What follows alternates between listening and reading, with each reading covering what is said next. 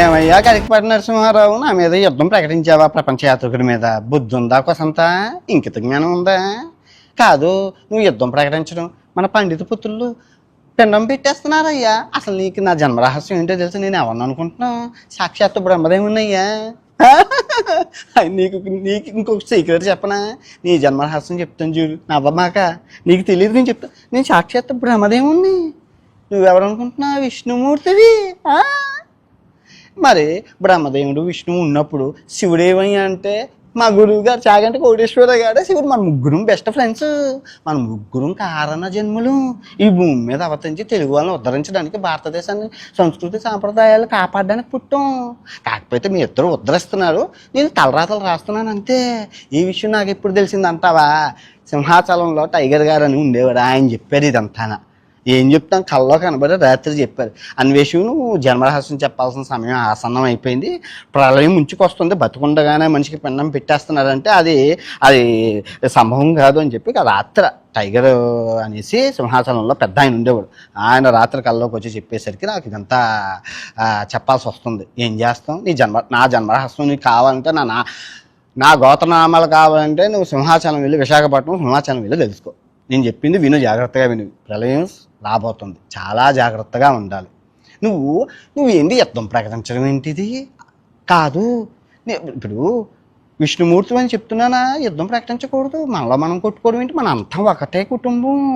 మనం జనాలను కాపాడాల్సింది పోయింది. నీకు నాకు యుద్ధం ఏంటి? బ్రహ్మదేవుడికి విష్ణుకి యుద్ధం ఎక్కడైనా జరుగుతుందా? నువ్వు కావాలంటే శివుడితో యుద్ధం చేసుకో.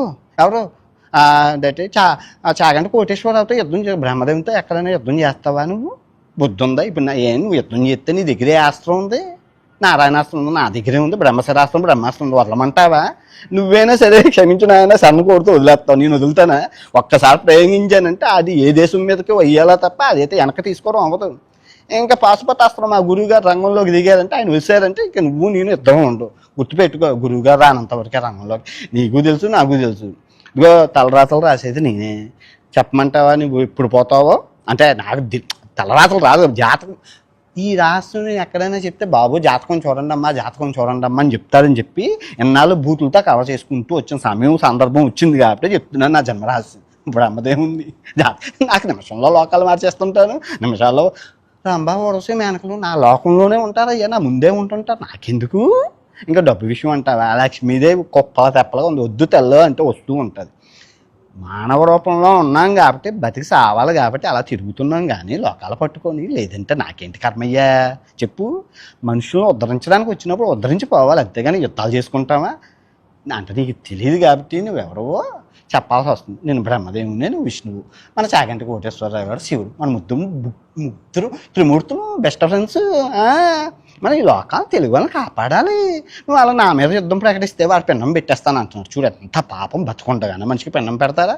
హిందూ ధర్మంలో ఏ ధర్మంలో ఉంది? నువ్వు రావాలి కదా, స్తుతి మించుకుపోతుందని చెప్పి నేను తించాను. గురువుగా రోజు ఇప్పుడు నువ్వేమంటావు? సహస్రావధానం చేశానంటావు నువ్వు, అంతేనా? అష్టావధానం సహస్రావధానం చేసావు, కంకణాలు ఇచ్చారు, గవర్నమెంట్ పత్రాలు ఇచ్చారు, నేను తోపుని అంటావు, అంతేనా? తీసుకోవయ్యా, నాకేంటి? తలరాత్రి రాసేది నేను, నాకెందుకు? నేను ఏ రోజైనా డబ్బు కక్కుర్తి పడ్డాను? ఏ ప్రమోషన్ అయినా చేశాను? ఎప్పుడైనా చూసావు? ఇంత సబ్స్క్రైబ్ చేయమని కూడా అడగను ఛానల్ని. నాకెందుకు?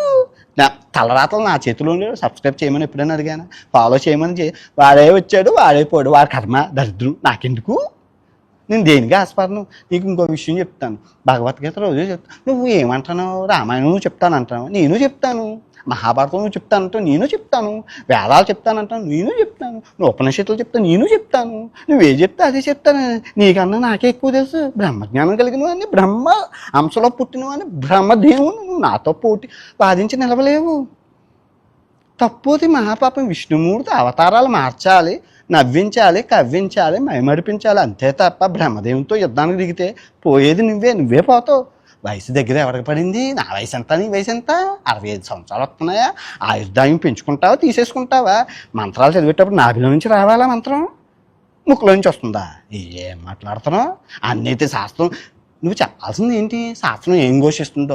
నా వృత్తి ధర్మం ఏంటి? తలరాతలు రాయడం. నా రాతలు నేను రాస్తూనే ఉన్నాను. ఇదంతా ఒక జగన్నాటకం, సూత్రధారిని. నా చుట్టూ జరగాలి ప్రపంచం అంతా తప్ప నన్ను ఎవరు ఏం చేయలేరు. అలా చేసేవాడిని అయితే లోకాలు పెట్టుకుని ఎందుకు తిరుగుతుంటాను? నీకు నీకు అసలు నేను ఎప్పుడు బ్రహ్మదేవుని నాకు ఎలా తెలిసింది, నాకు ఈ దివ్యశక్తులు ఎప్పుడు వచ్చాయో అని చెప్తా. భగవద్గీత ఎప్పుడు నా దగ్గర ఉంటుంటుంది. అబద్ధం అయితే తల 1000 చక్కలై ఈ క్షణాన మరణించును గాక. ఓకే, ఇప్పుడు చెప్తాను నేను చాలా పేద కుటుంబంలోనే పుట్టాను. చాలా కటిక పేదరికం. నాన్నగారు ATM సెక్యూరిటీ గార్డు. అయితే ఆ అమ్మకి యాక్సిడెంట్ అయ్యిందనమాట. 45% డిజబిలిటీ సర్టిఫికెట్, వికలాంగురాలు అమ్మ వికలాంగురాలు, ఏ పని చేయలేదు, ఇంట్లోనే ఉంటుంది. నాన్నగారు ఏదో కొద్దో గొప్ప ATMకి వెళ్ళి సెక్యూరిటీ గార్డు 5,000 ఇస్తారు. తమ్ముడు ఆఫీస్ బాయ్ కాశీ విశ్వేశ్వర స్వామి అక్కడ ఆఫీస్ బాయ్ 8,000. అది మా జీవిత కుటుంబం. అయితే కొద్దో గొప్ప చదువుకున్నాను, కష్టపడి వాళ్ళని చదివించారు, అమెరికాలో ఉద్యోగం చేశాను, వచ్చింది. అయితే అమెరికాలో ఉద్యోగం అది కూడా అశుద్ధం కడిగే ఉద్యోగం. ఏం చేస్తాం, దూరపు కొండలు నునుపు అమెరికా వెళ్ళి అశుద్ధాన్ని క్లీన్ చేశాను. ఎన్ని సంవత్సరాలు? 6 సంవత్సరాలు కొన్ని వేల మంది అశుద్ధాన్ని క్లీన్ చేశాను. ఏం ఉద్యోగం అలాంటిది, వృత్తి ధర్మానికే కట్టుబడి ఉండాలి. అశుద్ధం అయితేనేమి, నేను అశుద్ధాన్ని ఎప్పుడు అశుద్ధంలా చూడలేదు, అమృతంలా చూశాను. వాసన కంపుగా వింపుగా, అబ్బా కనుసంపుగా. నాకు మలమూత్ర విసర్జన మీద నేను చేసినంత రీసెర్చ్ ప్రపంచంలో ఎవరూ చేసి ఉండరు. ఎన్ని రకాల మలాలు రోజు చూసేవాడిని. వృత్తి ధర్మం అది. పొద్దున్న మంచి బట్టలు వేసుకొని వెళ్ళేవాడిని, రాత్రి రూమ్కి వచ్చేసరికి మొత్తం షర్ట్ అంతా రొచ్చుకంపు, ప్యాంట్ అంతా రొచ్చుకంపు, మలమూత్రలో విసర్జన, వేడి నీళ్ళతో స్నానం చేసి రామకృష్ణ అని పడుకునేవాడిని. ఏం చేస్తాం, వృత్తి ధర్మానికి కట్టుబడి ఉండాలి. మలమూత్రాలు 6 సంవత్సరాలు ఎన్నో వేల మంది పోసిన వచ్చారొచ్చు గబ్బు అంతా క్లీన్ చేసుకుని ఇలా బట్ట కట్టాను. ఇలా ఉంటుండగా పెళ్లి నిత్యమైంది. పుట్టాక ఒంటికాయ సొంటుకోమగాల చచ్చిపోకూడదుగా, ఏదో పెళ్ళి కుదిరి పెళ్ళికి అయ్యే సమయానికి మహమ్మారి కరోనా తల్లి వచ్చింది. కరోనా తల్లి వస్తే పెళ్ళి జాబ్ ఉద్యోగం పోయింది. బాత్రూమ్లు కడిగే ఉద్యోగమే. నెలకు 50,000 ఇచ్చేవారు అమెరికాలోని. చెప్పుకోవడానికి అమెరికా అగ్రరాజ్యం, కానీ ఇచ్చేది 50,000 షిప్లోని. ఆ 50,000 ఉద్యోగం ఏదో పేదంటే చిన్న ఇల్లు కట్టుకున్నాం, చాలా చిన్న ఇల్లు, బాత్రూమ్ లేదు, నీళ్ళ ఫెసిలిటీ లేదు, ఏమీ లేదు. 49 గజాలు, చాలా చిన్న ఇల్లు ఏదో కట్టుకున్నాం. పునాదులు కూడా లేవు, గాలి వస్తే పడిపోతుంది. అలాంటి ఇంట్లో నా అమ్మ కళ ఏంటంటే కట్టుకున్న ఇంట్లో చచ్చిపోవాలి, కన్ను ముయ్యాలన్నదని చెప్పి, అది కూడా ఎవరో కట్టింది, ఎవరో ఇల్లు కొనుక్కున్నాం. దిక్కు దేవంతరం లేక ఉన్న 20 లక్షలతో ఏం కట్టేస్తాం, కట్టేసుకున్నాం. అంతా బాగానే ఉంది. ఇల్లు కట్టి పెళ్లి చేయాలి. పాత ఇల్లు కొనుక్కొని ఏదో పెళ్లి చేయడానికి పెళ్లి సంబంధంకి వెళ్ళాం. వాళ్ళు పేదింటి వాళ్ళకి కట్నం వద్దు అన్నాను. అంతా బాగానే ఉంది. కరోనా తల్లి వల్ల పెళ్లి క్యాన్సిల్ అయిపోయిందని బాధతో ఇండియా వచ్చి పెళ్ళి అవ్వాలని చెప్పి, నువ్వు నమ్ముతావా నమ్మవా, ఆడవాళ్ళు ఎక్కడైనా వ్రతాలు పూజలు నోములు చేస్తారు. మగముండా పడుకుని మగ పుట్టి చోటాచార్థం బడాచార్థం మొత్తం దేవాలయాలు, పుణ్యక్షేత్రాలు, అష్టాదశ శక్తిపీఠాలు, జ్యోతిర్లింగాలు అన్నీ తిరిగి దేవుళ్ళకి ఒకటే ఏది మన హిందూ దేవుళ్ళు చెప్పలేదని ఆ క్రైస్తవ దేవుణ్ణి, ఆ పక్కన ఇస్లామిక్ దేవుణ్ణి, వాళ్ళ గుళ్ళకి వెళ్ళి మొక్కులు మొక్కేశాను. పెళ్ళి అయిపోవాలి, 2 పిల్లలు పుట్టియాలి, LIC పాలసీ కొనుక్కోవాలని. ఎంత చేశాక ఇంటికి వచ్చాను. 100 రోజులు అయ్యాక ఇంటికి వస్తే అమ్మ చెవిలో మాట చెప్పింది. నాయనా నువ్వు చచ్చిపోవంటే ఒక మాట చెప్తాను. ఏంటమ్మా అన్నాను. నీ పెళ్ళి పెటాకలైంది, ఆ అమ్మాయి వేరే వాడిని చేసేసుకుంటుంది, చెప్పమన్నారు నీకు అన్నారు. ఇదేంటి ఇంతమంది దేవుళ్ళకి నేను ప్రార్థిస్తే నాకు ఈ దేవుళ్ళు అందరూ కలిపి ఇలా బొక్క పెట్టేదేంటి అన్నాను. అంటే ఏమో నాయన నాకు అది నువ్వు దేవుళ్ళనే అడుగు అన్నారు. మేడ మీదకి వెళ్ళిపోయాను. 3 నెలలు గడ్డం మీసం పెంచుకొని నరహార దీక్ష చేసి అలా రోజు ప్రశ్నించడం. ఇన్ని నోములు చేశాను, ఎన్ని వ్రతాలు చేశాను, నాకు ఎందుకు పెళ్ళి అవ్వలేదని. ఇంకా దేవుళ్ళు ఏమని సమాధానం చెప్తారు? సమాధానం చెప్పలేదు. ఏదో ఉంది మనకి, నాకు తెలియదు కదా ఈ విషయం. అయితే ఇంకెందుకు, బ్యాంక్ బ్యాలెన్స్ డబ్బులు లేవు, లక్ష్మీదేవి లేదు, పెళ్ళి క్యాన్సిల్ అయిపోయింది, లోకులు కాకులు గుచ్చుకుంటూ తినేస్తున్నారు. ఇదంతా ఎందుకు, తీర్థలోకాలకు వెళ్ళిపోదాం అని చెప్పి అదే చచ్చిపోదాం అనుకున్నాను అనుకో. అంటే అప్పుడు నాకు తెలియదు నేను బ్రహ్మదేవుని చెప్తాను, కథ విను. అయితే చచ్చిపోదాం అనుకుంటే ఇంట్లో చచ్చిపోతే ఎవరికి ఉపయోగం లేదు. అది విదేశాల్లో చేస్తే ఇన్సూరెన్స్ కంపెనీ వస్తుంది, డబ్బులు వస్తాయని చెప్పి ట్రావెల్ ఇన్సూరెన్సు 50 లక్షలకు తీసేసుకొని సోమాలియా వెళ్ళిపోయాను పోవడానికి. సోమాలియా వెళ్ళిపోతే అక్కడ సోమాలియా అంటే కరుడు కట్టిన తీవ్రవాదులు, మతంతో మత్తెక్కిపోయిన దేశం, అందులోనే చాలా భయంకరమైన. ఆ సోమాలియా వెళ్ళిపోతే అక్కడికి వచ్చింది ధర్మదేవత. వచ్చి అన్నాను, ఎవరమ్మా నువ్వంటే, ముక్కుడి దేవుళ్ళు ఒక ధర్మదేవున్నమ్మా అన్నాను. ఎందుకు వచ్చావు తల్లి అంటే, నీతో నేను ఉండాలనుకుంటున్నాను. ఉండి నా దగ్గర ఏముంది, నా దగ్గర 60,000 ఉందా, తినడానికి తిండి లేదు, ఇదిగో ఈ ఎల్లో షర్ట్ ఉన్నట్లు చెప్పడం మర్చిపోయాను, సెకండ్ హ్యాండ్, మా తమ్ముడు వాడి పడేస్తే తీసుకున్నాను. ఈ షర్టు సెకండ్ హ్యాండ్. ఇది ముంబైలో కొనుక్కున్నాను, అబద్ధం ఆడుకోదు. 100 రూపాయలు సెకండ్ హ్యాండ్.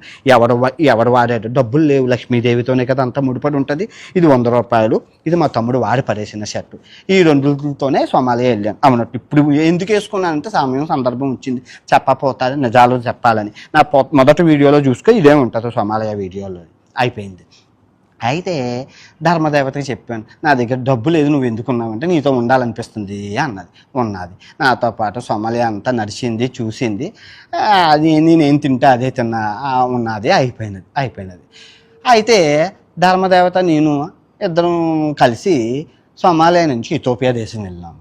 ఇథోపియా దేశం వెళ్తే అక్కడ ఎవరు న్యాయదేవత వచ్చింది. నేను అన్నాను, నువ్వెందుకున్నావమ్మా, డబ్బులు కావాలంటే మీరెందుకు వస్తున్నారంటే, అన్వేషు ధర్మం ఎక్కడ ఉంటాను, న్యాయం అక్కడే ఉంటానయ్యా, ఆమె ఉన్నప్పుడు నేను ఉంటానని చెప్పి ధర్మదేవత న్యాయదేవత ఇద్దరు వచ్చేసారు. నేను అన్నాను, ఇథోపియాలో మీరేం చేసుకుంటాను, డబ్బులు ఇవ్వండి తల్లి అంటే, అవన్నీ కుదరదు, మేము ఉంటాం అవుతాను, ఉండండి, మేము నాకేం పోయింది, నా పక్కన నేను ఎక్కడ ఉంటే అక్కడ ఉంటాను అన్నారు. ఉండండి అన్నాను. అయిపోయింది.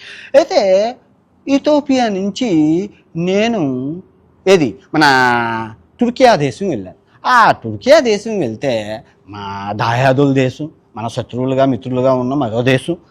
అయితే వెళ్తే అక్కడ ధర్మదేవత న్యాయదేవతతో పాటు కర్మ వచ్చింది. దేనికి వచ్చారు మీరు, డబ్బులు ఇవ్వకుండా వీళ్ళందరూ నాకు ఎందుకు అంటే, లేదన్వేషు ధర్మం న్యాయం ఎక్కడ ఉందో కర్మ కూడా అక్కడే ఉంటుంది, మేము నీతో ఉంటాము అన్నారు. నాకెందుకు బాబు, డబ్బులు ఇవ్వకుండా మీరు ఎందుకు అంటే, అవన్నీ కాదు మీతో ఉంటాను, ఇంక సావండి అన్నాను. అయిపోయింది, నాతో ఉన్నారు. అయిపోయింది. అయితే టర్కియా దేశం వెళ్ళిపోయి సెర్బియా వెళ్ళిపోయాను. సెర్బియా వెళ్ళిపోతే ఈ ముగ్గురుతో పాటు ఉంటుంటే, ఇదే షర్ట్తో ఉంటుంటే శనీశ్వరుడు కాకి రూపంలో వచ్చి 15 రోజులు దాడి చేసి, ఏదో కాకి రూపంలో శని మహారాజు అలా దాడి చేస్తుంటే అడిగాను ధర్మదేవతని, న్యాయదేవతని, కర్మదేవత, మీరు ఉన్నారు అలా కాకి దాడి చేస్తుంటే, ఆయన శని మహారాజు నీకు రాబోయే రోజుల్లో మంచి జరగబోతుంది, ఆ మంచిని ఆపడానికి వచ్చారు అని చెప్పి, మీరు కావాలంటే వీడియోలోని నాన్ వేసిన కాకులతో యుద్ధం కొట్టండి వచ్చేస్తుంది. కాల్తో చూసి 15 రోజులు వెంటపడ్డ. ఆ రోజుల్లో టీవీ ఛానల్లో 2020 కరోనా సమయంలో పెద్ద హల్చల్ చేసింది, నాన్ వేసిన మీద కాకులు దాడి చేసేయనేసి. మీ అందరూ చూసుకోవచ్చు. అయితే ఇంక వీళ్ళు లక్ష్మీదేవి తప్ప అన్నీ ఇస్తున్నారని చెప్పి నేను నా పని చేసుకుంటూ పోయాను. సెర్బియా నుంచి ప్రపంచపు యుద్ధం, ఎన్నో వేల కోట్ల ప్రాణాలు పోయినా బోస్నియా హెర్జగోవినా దేశం ఏదైతే ఉందో, ప్రపంచ యుద్ధం పుట్టిన ప్లేసు. అక్కడికి వెళ్ళాను. అక్కడ అగ్నిదేవుడు, అగ్నిజ్వాల అప్పుడు పుట్టిందంట. ఆ ప్రపంచ యుద్ధం పుట్టినప్పుడు అగ్నిజ్వాల దగ్గరికి వెళ్ళి అగ్నిదేవుడికి నేను నమస్కరించుకొని, అయ్యా ధర్మదేవత న్యాయదేవత ఈ కర్మదేవతలతోనే నాకేం ఉపయోగం లేదు, తినడానికి తిండి లేదు, పప్పు అన్నం తినాలి, ఒక్కోసంత ఆవకాయ తినడానికైనా డబ్బు లేవయ్యా, డబ్బు పంపించండి అయ్యా, లక్ష్మీదేవిని ఇవ్వండి అయ్యా అంటే అదృష్ట దేవతనిచ్చి ఆయన వరం ఇచ్చిపోయారు. నాకు చాలా కోపం వచ్చింది. నేను అన్నాను, మీకు బుద్ధి ఉందా లేదా, నేను అడిగింది మీరు ఇచ్చిందంటే మాయమైపోయాడు. అది ప్రశ్నించేలాగో మా అగ్నిదేవుడు మాయమైపోయాడు. నాకు